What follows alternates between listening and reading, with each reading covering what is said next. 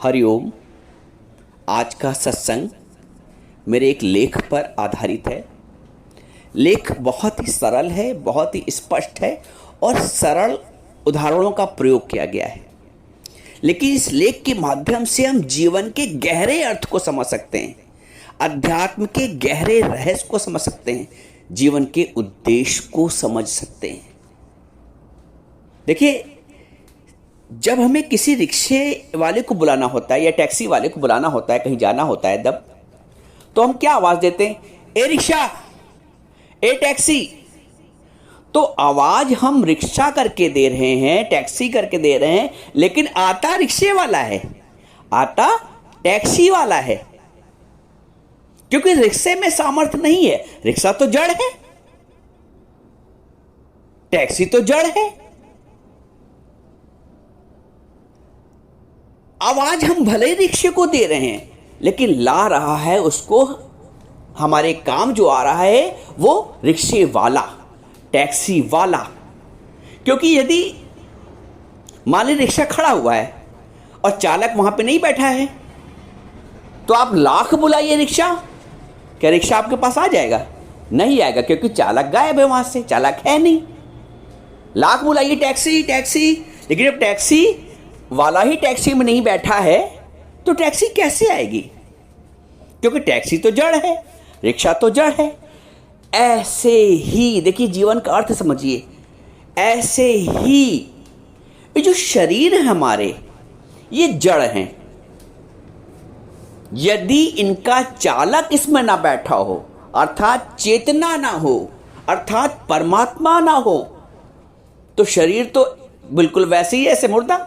अब मुर्दे को आवाज देंगे, कितना भी उसका नाम लेके बुलाएं, शरीर वही है, लेकिन क्योंकि चेतना शांत हो गई है, इसलिए हम कितना, उसका चालक उसमें नहीं बैठा है, तो हम कितना भी उसका नाम लेके बुलाएं मुर्दे का, वो नहीं आएगा उठ के।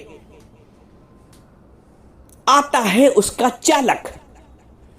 वैसे ही जो शरीर है, हम नाम बेटे का लेके बुला रहे हैं, लेकिन उस बेटे के शरीर को लाया कौन? आया कौन हमारे पास? परमात्मा आया। हम नाम बहू का लेके बुला रहे हैं, बेटी का लेके बुला रहे हैं, पत्नी का लेके बुला रहे हैं, लेकिन आ रहा है वास्तव में परमात्मा हमारे पास। जैसे खाली रिक्शे को बुलाने पर आता रिक्शे वाला है, वैसे शरीर को आवाज देने पर आता शरीर का मालिक है, शरीर की चेतना है, शरीर का चालक है, आता परमात्मा है। शरीर में सामर्थ्य नहीं है। भाई, शरीर में सामर्थ्य होती तो मुर्दा भी तो आ सकता था। चातना जो चेतना है वो चालक है, वो परमात्मा है। तो शरीर सामर्थ्य रहित है, यदि परमात्मा की चेतन शक्ति उसको संचालित ना करे, तो बेटे को बुलाने पर आता परमात्मा है, बेटी को बुलाने पर आता परमात्मा है, पति को बुलाने पर आता परमात्मा है, पत्नी को बुलाने पर आता परमात्मा है।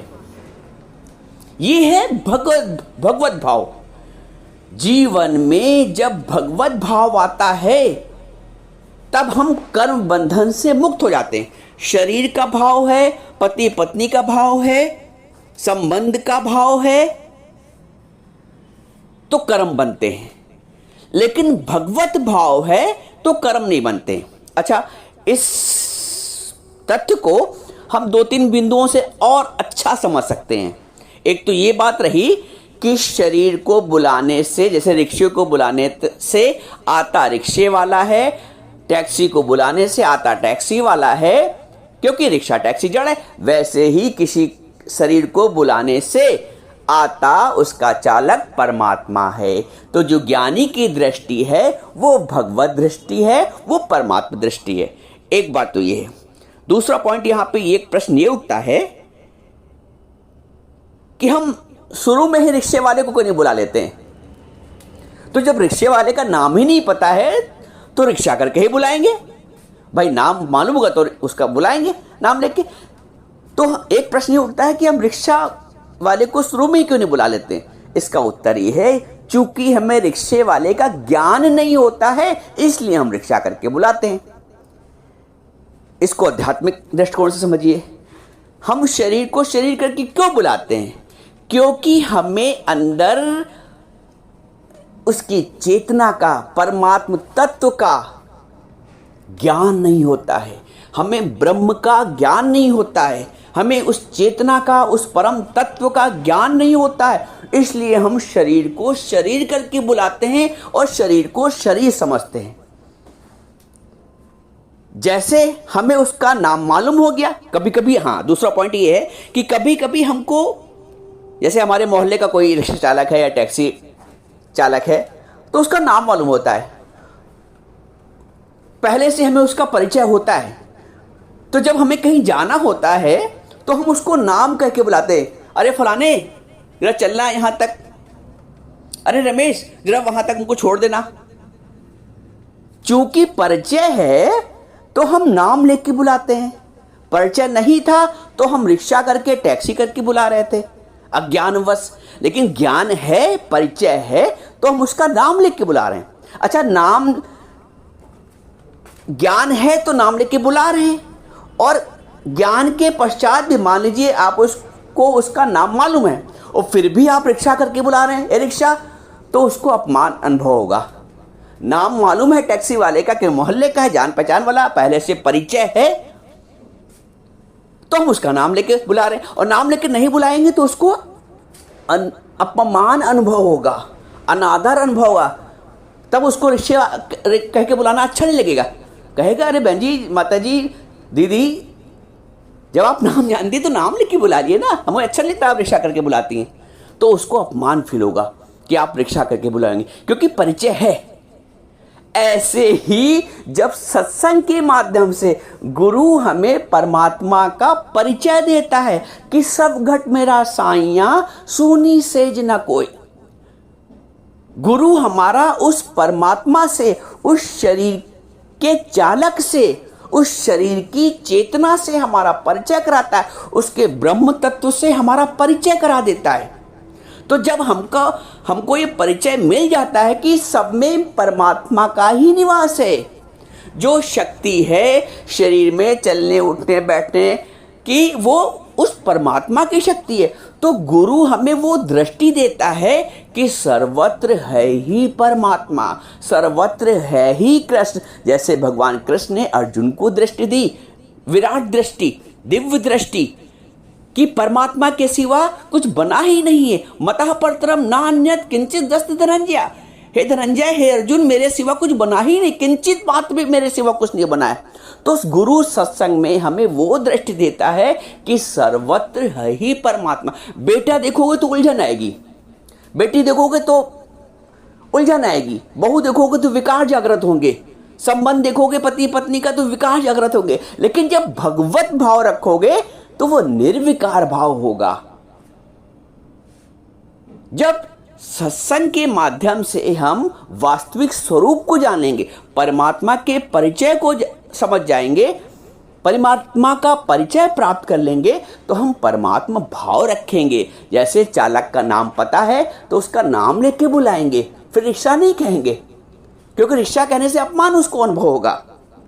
तो इसलिए जब तक हमें परमात्मा का ज्ञान नहीं होता है तब तक हमें शरीर को शरीर करके जानते हैं, हम शरीर को शरीर करके जानते हैं, अर्थात रिक्शे को रिक्शा करके और टैक्सी को टैक्सी करके जानते हैं, और टैक्सी करके बुलाते हैं, रिक्शा करके बुलाते हैं। और ये जो टैक्सी करके बुलाने का भाव हो गया, रिक्शा कह के बुलाने का भाव हो गया, इसमें जड़ता है। ये टैक्सी यानी हम जड़ता को आह्वान कर रहे हैं, ए रिक्शा यानी हम जड़ता का आह्वान कर रहे हैं, जड़ता को बुला रहे हैं। तो जड़ता में सामर्थ्य नहीं है स्वयं आने का, जड़ वस्तु तो जड़ है। तो शरीर भी परमात्मा की चेतना शक्ति के अभाव में जड़ है, शरीर में सामर्थ्य नहीं है। लेकिन जब हमें उसके अंदर परमात्मा के वास का अनुभव हो जाता है, परम दृष्टि मिल जाती है, भगवत दृष्टि मिल जाती है, तो हम उसको उस भाव से बुलाते हैं। जैसे जब रिक्शे वाले को जान गए तो हम उसको प्यार से बुलाएंगे, अपनेपन से बुलाएंगे, ए फलाने हमको वहां छोड़ देना।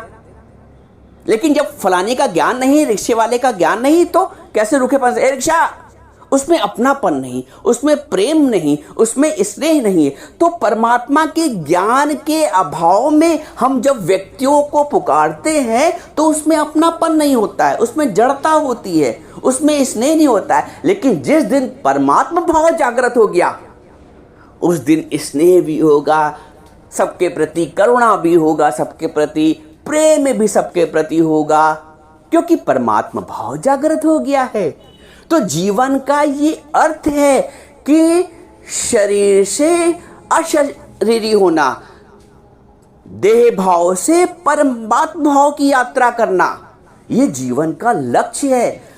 ये मनुष्य को एक लक्ष्य मिला है, ये मनुष्य को एक उद्देश्य मिला है, उद्देश्य मिला है, परमात्मा ने दिया है कि देह भाव से आत्म भाव की यात्रा करने का, जीव भाव से ब्रह्म भाव की यात्रा करने का। शरीर एक माध्यम है, शरीर माध्यम खलु धर्म साधनम, शरीर इस साधन को करने का एक माध्यम है। तो तत्व दृष्टि रखो, तत्व भाव रखो, शरीर भाव मत रखो। शरीर भाव रखोगे तो विकार जागृत होंगे, गुण और दोष देखोगे, लेकिन गुण और दोष से जीवन सफल नहीं होना है, कर्म के बंधन से मुक्त नहीं हो पाएंगे। जब हम त्रिगुणातीत होंगे, गुण और दोष से ऊपर उठेंगे, तो गुण दोष से तभी ऊपर उठ पाएंगे जब हम आत्म भाव में जागृत होंगे। शरीर भाव में रहेंगे तो ऐसा हो ही नहीं सकता कि गुण और दोष जागृत ना हो। अपने स्वयं को भी आत्म भाव में स्थित करके रखना है, देखना है, और दूसरे को भी। परमात्मा के सिवा दूसरा बना ही नहीं, मतः परतरम नान्यत्, भगवान कहते हैं मेरे से परे कुछ नहीं है, ना अन्यत किंचित दस्त, कुछ भी जरा सा भी कुछ नहीं मेरे से परे, मेरे से भिन्न। तो संक्षेप में समझें तो अपने को शरीर करके जानना, दूसरे को शरीर करके जानना, ऐसा जानना है जैसे केवल रिक्शे को जानना, रिक्शे वाले को नहीं। केवल रिक्शे को जानना अथवा केवल रिक्शे का ज्ञान होना जड़ता का ज्ञान है। किंतु यदि रिक्शा चालक का ज्ञान है तो ये चेतना का ज्ञान है, यानी शरीर के चालक का जो ज्ञान है, शरीर को चलाने वाले का भी ज्ञान होना चाहिए। शरीर का ज्ञान तो सबको है, लेकिन जब शरीर के चलाने वाले का ज्ञान प्राप्त हो जाता है तो ये परमात्मा का ज्ञान है, ये स्वयं का ज्ञान है। और एक सुंदर सी बात और समझिए कि जब रिक्शे वाले का परिचय हमें पहले से होता है तो हम हमेशा कोशिश यही करते हैं कि जब कहीं भी कहीं आना जाना हो तो हम उसी को बुलाते हैं, सुविधा रहती है। इसी तरह जब हमारा परिचय परमात्मा से हो जाता है तो हम सदैव परमात्मा को ही बुलाएंगे। तब आएगा शरीर, लेकिन भाव परमात्मा का रहेगा, परमात्मा को ही आवाज देंगे, परमात्मा समझ के आवाज देंगे, क्योंकि उस परमात्मा के बिना फिर हम चल ही नहीं पाएंगे। तो सारांश में अगर समझें तो रिक्शे को भी जानो और रिक्शे वालों को भी जानो, अर्थात शरीर को भी जानो और शरीर को चलाने वाले परमात्मा को भी जानो। तभी ये जीवन यात्रा संपूर्ण होगी और सफल होगी।